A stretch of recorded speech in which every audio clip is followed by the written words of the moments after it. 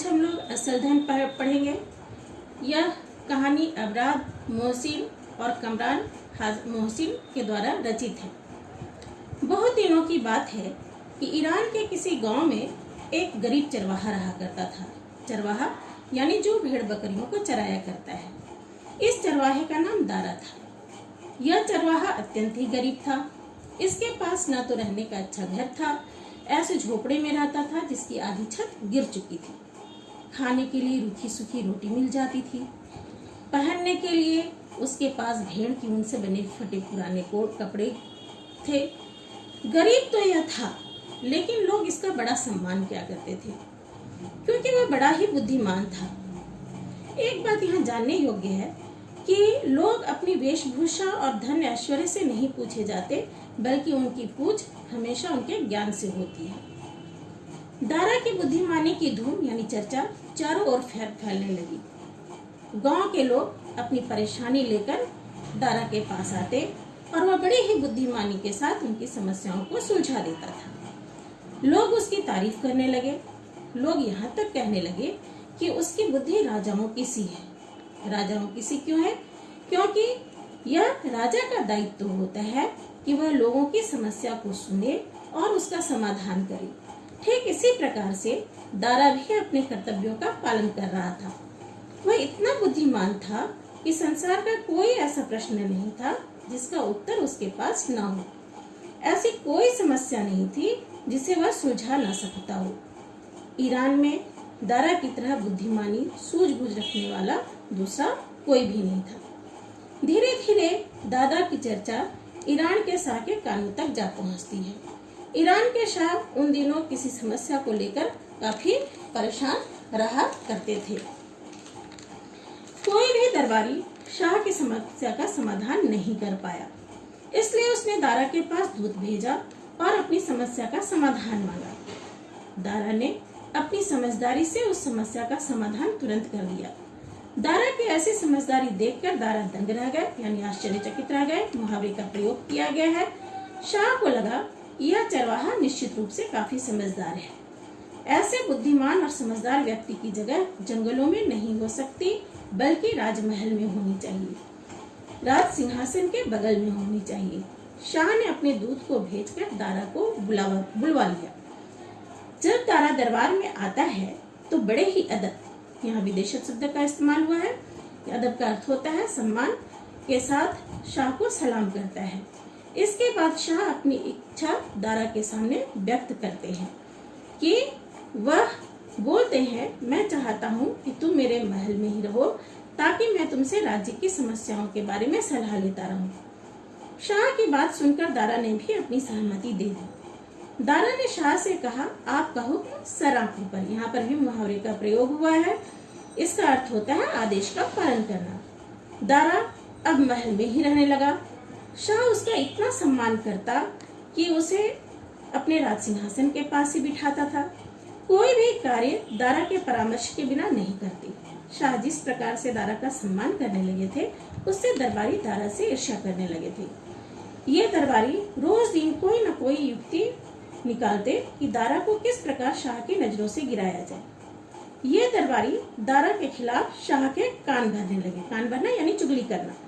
शाह को दरबारियों का इस तरीके से कान भरना अच्छा नहीं लगता, इसलिए उन्होंने दरबारियों से बड़ी अच्छी बात कही। क्या कहा कि जिन गुणों के कारण तुम दारा से जलते हो, अपने अंदर भी वैसे ही गुणों का विकास करो, क्योंकि दूसरे के अंदर बुराइयां ढूंढना यानी कीड़े निकालना आसान काम है, लेकिन अपने अंदर अच्छाई जैसे गुणों का विकास करना कठिन है। इसलिए मैं तुम्हारी किसी बात को नहीं सुनूंगा, तुम सभी झूठे हो। तभी बीच में एक और घटना घटित हो जाती है। उत्तरी ईरान के एक प्रांत की शासन व्यवस्था बिगड़ चुकी थी। सारे कर्मचारी भ्रष्ट हो गए थे। चारों तरफ अराजकता फैल चुकी थी। सरकारी अधिकारी कर्मचारी सभी भ्रष्ट हो गए थे। वहाँ जान माल भी सुरक्षित नहीं था। हर तरफ हाहाकार मचा हुआ था। सभी लोग अपनी मनमानी कर रहे थे।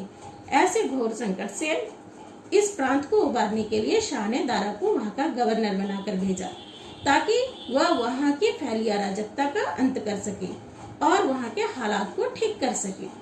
दारा ने इस चुनौती को स्वीकार किया और वह उत्तरी प्रांत की ओर चल दिया। जब वह उत्तरी प्रांत में पहुंचा तो वहां की स्थिति को ठीक करने का प्रयास करने लगा। वह स्वयं लोगों से मिलता, उसकी समस्याओं को सुनता और उसे हल करने की कोशिश करता। जिसे वह दोषी समझता उसे दंड भी देता, लोगों को न्याय दिलाता। इस प्रकार प्रांत में सुख शांति फैल गई और लोग इस नए गवर्नर के गुण गाने लगे। शाह के कानों तक जब यह बात पहुंचती तो वह फुला नहीं समाता। मुहावरे का प्रयोग यानी खुश होना। शाह तो दारा से काफी खुश थे, किंतु इधर दरबारियों में दारा के लिए जलन की भावना बढ़ती चली जा रही थी। इस बार इन दरबारियों ने एक ठोस योजना बनाई और शाह के पास जाकर बोलता है कि आप दारा को ईमानदार समझते हैं, लेकिन वह ईमानदार नहीं बल्कि ढोंगी है। वह जहाँ भी जाता है एक घोड़े पर स्वयं होता है और एक दूसरा घोड़ा भी उसके साथ होता है, जिस पर वह एक बक्सा लेकर चलता है। वह प्रांत का दौरा करने जब भी जाता है, दौरा यानी भ्रमण जाता है या कहीं पर भी जाता है, तो बिना बक्से के नहीं जाता। इस बार शाह दरबारियों की बातों में आ जाते हैं और कहते हैं, हाँ मैंने भी ऐसा ही सुना है। दरबारियों ने दारा के क्रोध को और भी भड़काने का काम किया और कहता है, आपको मालूम है कि उस बक्से में वह प्रजा से लूटे हुए धन को रखता है। वह प्रजा को लूटता है, वह ईमानदार नहीं बल्कि ढोंगी है। शाह के पास बड़ी उलझन खड़ी हो गई। वह एक तरफ दारा को बेईमान समझने को तैयार नहीं था, दूसरी तरफ वह दरबारियों की बात को भी नहीं झुठला सकता था। शाह ने सोचा दारा को बुलवाकर उस बक्से का रहस्य जान ही लेना चाहिए। इसलिए उन्होंने दूत को भेजकर दारा को दरबार में हाजिर होने को कहा। दारा काफी आश्चर्य में पड़ गया कि अचानक से शाह का इस तरीके से बुलाए जाने का कारण समझ में नहीं आया। इधर राज दरबार में खचाखच भीड़ जमा थी। दरबारी बड़े खुश थे कि आज जब दारा की पोल सबके सामने में खुलेगी तब उसकी स्थिति कैसी होगी। सच्चाई सामने आने पर शाह उसे दंडित भी करेंगे। दारा दरबार में पेश होता है। आज भी उसके साथ वह बक्सा है। दारा शाह से कहता है कि मेरे लिए क्या हुक्म है। शाह काफी गुस्से में है और कहते हैं कि दारा, मैंने तुम पर भरोसा करके तुम्हें गवर्नर बनाया, लेकिन तुमने मेरे साथ धोखा किया। दारा को कुछ समझ में नहीं आता है। वह आश्चर्य से पूछता है, वह कैसे हुजूर। शाह उसके इस प्रश्न पर और भी क्रोधित हो जाते हैं और कहते हैं कि क्या हमारा दिया हुआ धन तुम्हारे लिए काफी नहीं था जो तुम बेईमानी पर उतर आए। दारा अपने ऊपर लगाए गए आरोपों का खंडन बड़ी ही विनम्रता के साथ करता है कि मेरे पास ईमानदारी के सिवा और कुछ नहीं है। शाह दारा के इस उत्तर से झल्ला उठते हैं और कहते हैं कि अगर ऐसा नहीं है तो इस बक्से में ऐसा क्या है जो तुम इसे हमेशा अपने साथ लिए चलते हो। दारा अभी भी विचलित नहीं होता है और नम्रता के साथ कहता है कि इसमें मेरा असल धन है। दरबारी यही तो सुनना चाहते थे। जैसे ही दारा के मुख से असल धन सुना, उनकी आंखों में चमक आ गई, यानी प्रसन्न हो गए ये दरबारी। शाह आदेश देता है, खोलो इस बक्से को। दारा ने अपने बक्से को खोल दिया।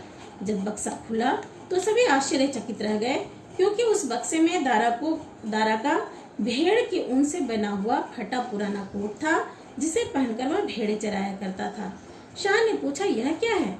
दारा ने कहा, मैं इस फटे पुराने कोट को हमेशा अपने पास इसलिए रखता हूँ ताकि मुझे कभी घमंड पैदा ना हो सके और यह कोट मुझे अपने पुराने दिनों की याद दिलाता रहे। यही मेरा असल धन है। दारा की ऐसी बातों को सुनकर दरबारियों की आंखें शर्म से झुक गई। शाह की भी शंका खत्म हो गई और दारा की बात पर उन्हें गर्व होता है और दारा को वह महान बतलाते हैं। सच है, हमें कभी घमंड नहीं करना चाहिए। हमेशा अपनी बुद्धिबल और सच्चाई के पथ पर आगे बढ़ता रहना चाहिए, तो हमें निश्चित रूप से एक दिन कामयाबी मिल सकती है।